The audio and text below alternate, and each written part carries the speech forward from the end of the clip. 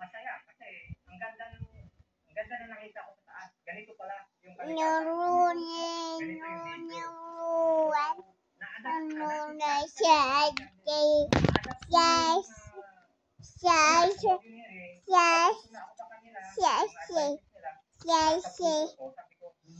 hindi pala maganda yung ginagawa ko.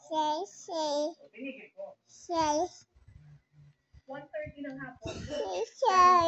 Tingnan mo, tumataas na talaga tayo ng altitude. Ang mission natin ay makarating doon sa Mayo Peak ng 5 o'clock. So, 3.5 hours.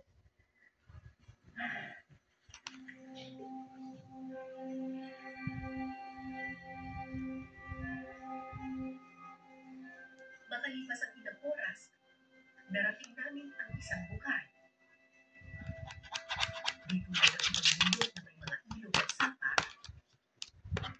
Pakilaman ang maghanap ng tubig sa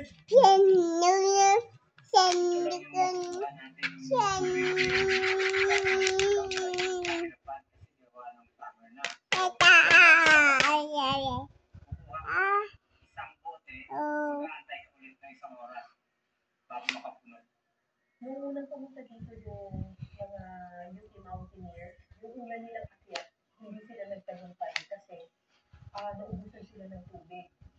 Pero yung sumunod, mabuti na lang yung kanilang guide, si Bulog, nakahanap ng water source.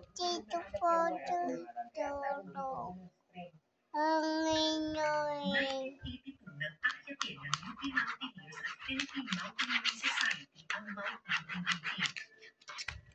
Tandang-tanda pa ni Kuya Berbar ang araw na iyon. Ang akala nilang bundok na imposibleng akyatin, matagumpay na narating ng mga mountaineer. Parang nagsasabi ba ako, sana, pangarap ko sana marating ko rin ito, balang araw.